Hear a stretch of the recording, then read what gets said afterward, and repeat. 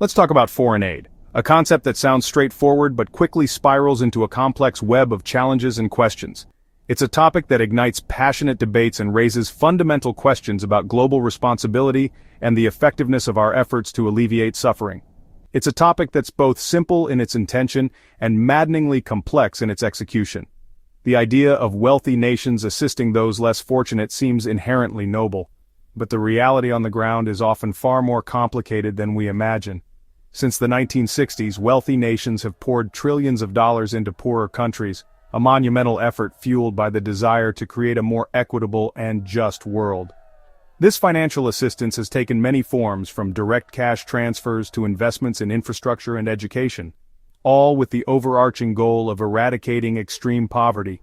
The vision was clear: to empower communities, improve living standards, and create opportunities for individuals to lift themselves out of hardship. 60 years and mountains of money later, we find ourselves grappling with a sobering reality. Despite the immense resources invested, the problem of extreme poverty persists on a staggering scale. The numbers are stark. Nearly 700 million people still live in extreme poverty, struggling to survive on less than a few dollars a day. These are individuals and families facing unimaginable challenges, lacking access to basic necessities like food, clean water, and healthcare. So, the critical question arises: where did all that money go? How could such a massive investment yield such limited results? It's a question that demands careful scrutiny and a willingness to confront uncomfortable truths. Why hasn't it worked as intended? What are the underlying factors that have hindered our progress in the fight against global poverty?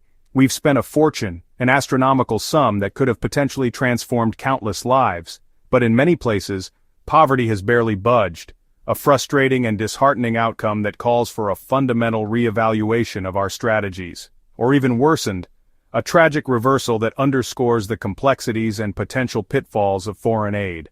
Interestingly, some of the biggest and most impactful reductions in poverty happened in countries like China and Indonesia, nations that charted their own course to development. These countries achieved remarkable progress with relatively little aid, demonstrating the power of internal reforms and sustainable economic growth. Conversely, sub-Saharan Africa, a region that has been flooded with assistance for decades, presents a contrasting picture. Despite the influx of aid, poverty numbers have actually risen in many parts of the region, raising serious questions about the effectiveness of current aid models. If this were any other trillion-dollar project, a business venture, or a government initiative of similar scale, the lack of tangible results would trigger immediate alarm bells. It would be shut down, thoroughly investigated, and those responsible would be held accountable. We need an honest, unflinching look at the foreign aid system. We need to understand why this massive, well-intentioned effort, driven by a genuine desire to help, hasn't delivered on its promises. The answer, as you might expect, is messy. A complex interplay of factors that defy simple explanations. It involves flawed theories about economic development, assumptions that haven't held up in the real world. It includes unintended consequences, where well-meaning interventions have inadvertently created new problems or exacerbated existing ones. It's also about systemic dysfunction within aid organizations themselves, bureaucratic inefficiencies that hinder progress and divert resources. And inevitably it involves human error, the mistakes and misjudgments that occur when dealing with complex and challenging situations. Sometimes, despite our best intentions, trying to do good can go spectacularly wrong, leading to outcomes that are the opposite of what we hope to achieve. To fix it, to truly make a difference in the fight against global poverty, we need to understand why the money isn't working in the first place, and be willing to adapt our strategies accordingly.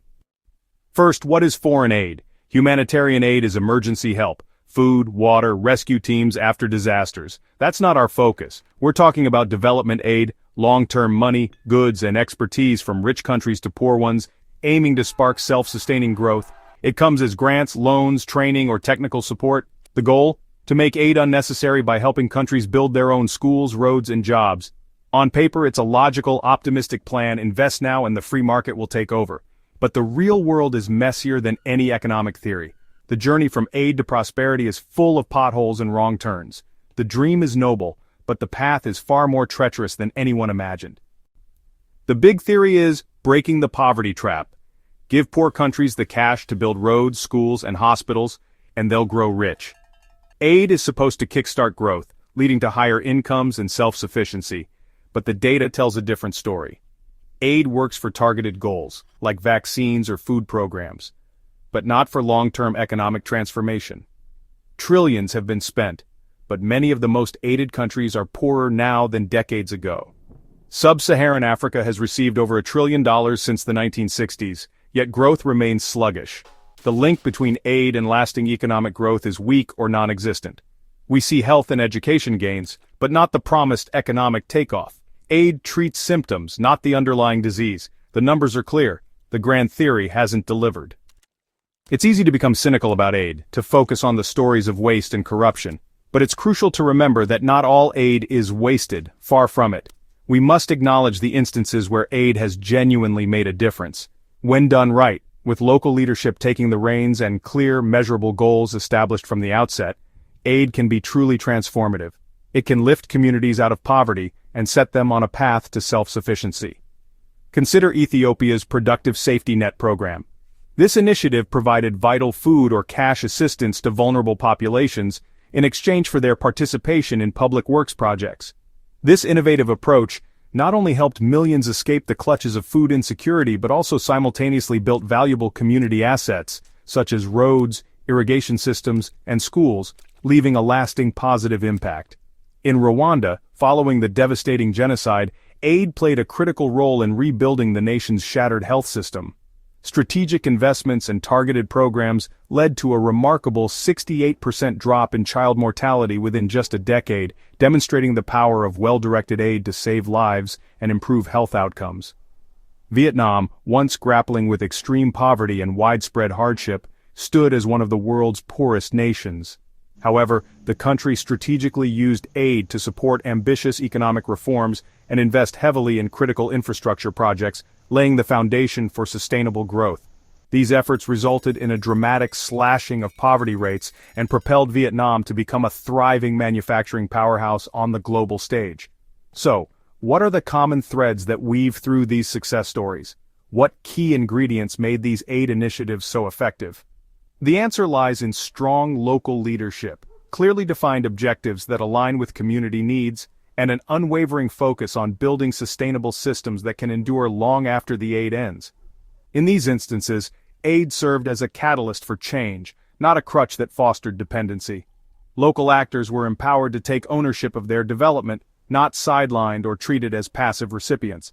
These success stories offer valuable blueprints for how to design and implement effective aid programs. The core problem isn't the fundamental idea of helping those in need. It's the flawed methodologies and approaches that often undermine the very goals we seek to achieve. These inspiring stories vividly illustrate what becomes possible when aid actively supports, rather than inadvertently replaces, local initiative and community-driven development. However, it's important to acknowledge that these success stories, while inspiring, are often the exception rather than the rule in the complex world of international aid. For every Vietnam, there are many cautionary tales. In sub-Saharan Africa, billions in aid haven't sparked growth. Sometimes, they've made things worse.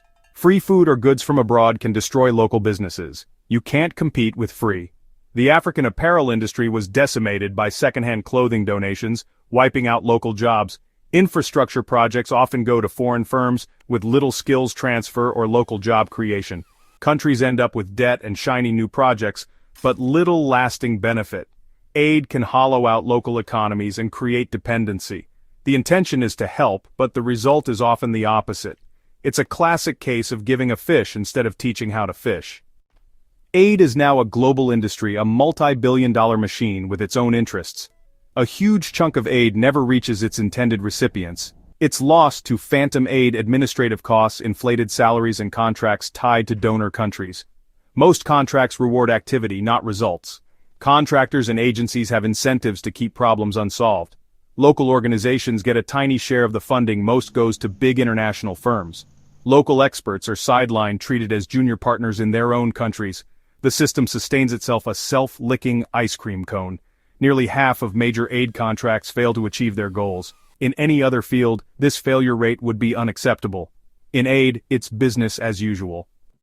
One of the worst effects of aid is dependency.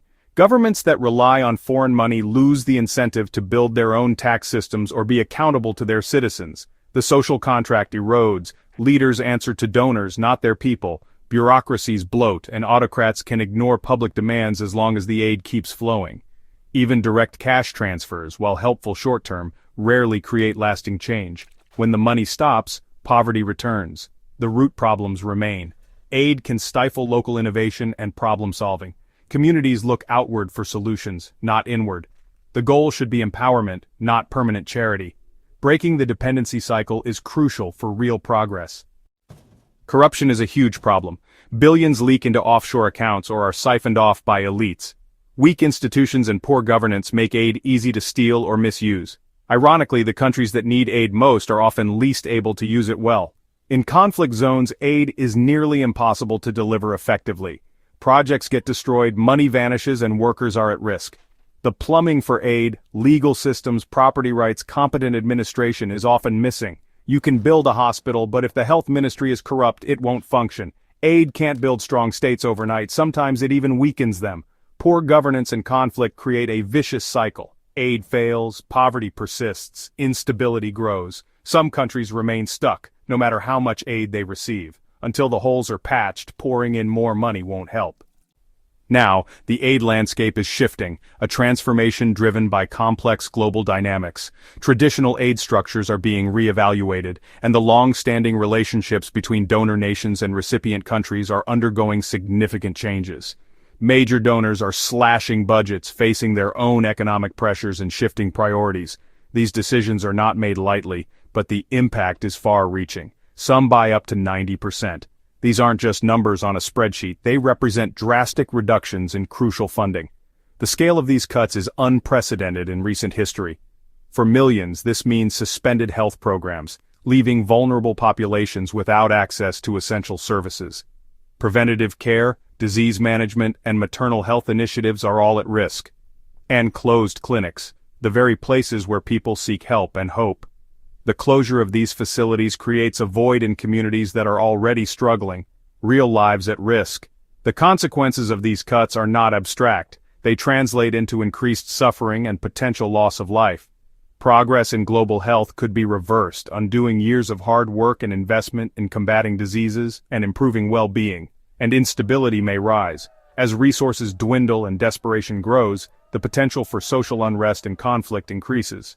As Western aid recedes, a vacuum is created, leaving space for new actors to emerge on the global stage.